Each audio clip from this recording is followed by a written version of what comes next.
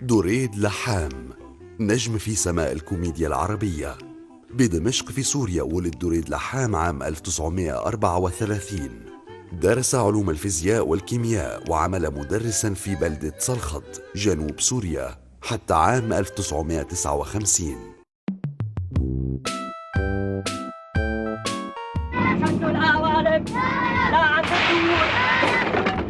شو هاد؟ وينك لهلا؟ شو هذا اللي شايفه معاه؟ ولا رفقاتك ينزلوا يساعدونا تحميل العفش اوام. هذا عفش هاد؟ وما جبت معي الا كل خفيف الحمل غالي الثمن. دخل دريد لحام عالم التمثيل من بوابة التلفزيون بدعوة من الدكتور صباح قباني مدير التلفزيون السوري آنذاك، وكانت أولى أعماله مسلسل الأجازة السعيدة عام 1960، ثم اتجه بعدها إلى عالم المسرح والسينما. مو أنت ابن مشعل؟ بلا. ابن الطوشي؟ بلا أنا غوار بيك طوشي. عرفتني أنا اللي كنت أجي لعند أبوك دائما نقعد بالبستان ونجيب لنا سفرجل وتضيفنا أنت. لك إيه يا حريشك. إيه؟ كانت تجي لعنا تقعد على العين. أيوة. وأجيب لك سفرجل وكنت تجيب معك ابنك هذا الأجدب الصغير. من أشهر ما قدم دريد لحام شخصية غوار الطوشة، المواطن المكافح الذي يبحث عن قوت يومه، فقدمها في عقد اللولو، غرام في اسطنبول، إمبراطورية غوار. لك حبيبي لا تخاف، ما بتوجع. هي أنا اتطهرت 3 مرات وما همني. أبوك كمان لما اتطهر ما حكى. أنا وقت اتطهرت كنت أصغر منك. الحارة كلها مطهرة، أنت الوحيدة اللي بدك تنفق.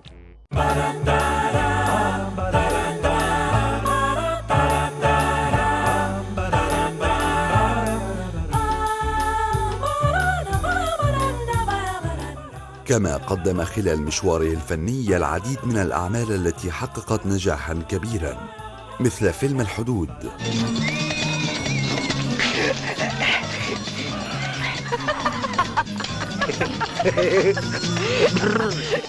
التقرير، إيدك هموم الناس من اختصاصي أنا.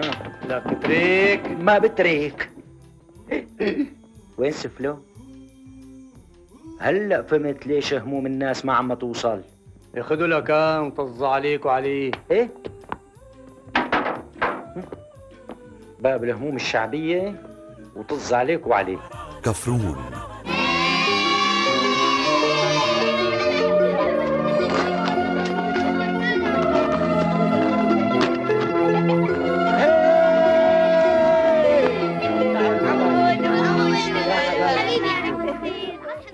الآباء الصغار، ومن الشباك لارمي لك حالي، ومن الشباك لارمي لك حالي، ومن الشباك لارمي لك حالي، ومن الشباك لارمي لك حالي، ومن الشباك لارمي لك حالي يا عيني.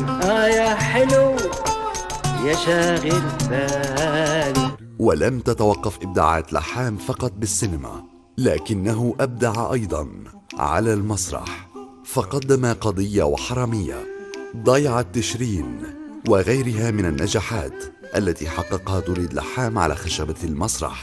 زبط لي على النص حتى ما اعطس. يلا وين هي اللي بيفقسوه حتى يطلع الدار؟ هي ولك وين الثاني بزبط له أحسن ما يعطس. لك هات المسدس. لا دخيلك والله. لا هلا بقدر حالي بوقف المسرحية الليلة. دريد لحام كتب وأخرج ومثل وانتقد بأعماله كل ما هو خطأ في المجتمع العربي، فكان يعنيه الإنسان وحقوقه، مما جعله يصبح سفيراً للنوايا الحسنة في الشرق الأوسط وشمال إفريقيا لمنظمة اليونسكو، ذلك المنصب الذي تخلى عنه بسبب الحرب على لبنان عام 2006. Bonjour, bonsoir, inshallah. حصل النجم السوري دريد لحام على العديد من الجوائز، منها وسام الاستحقاق اللبناني عام 2000، جائزة أدونيا لمسيرة الحياة عام 2009. بيقولوا من أجمل هبات الله هو القدرة على ملامسة قلوب الآخرين. بدون شك بهالتكريم لامستم قلوبنا بالعمق. جائزة الشارقة للإبداع المسرحي العربي عام 2012، وغيرها العديد من الجوائز الذي استحقها دريد لحام عن إبداعاته الفنية. عنوان الابتسامة والكوميديا الهادفة بمنهجه المختلف بالكوميديا، صنع لنفسه مكانة مميزة على مدار مشوار فني مليء بالنجاحات.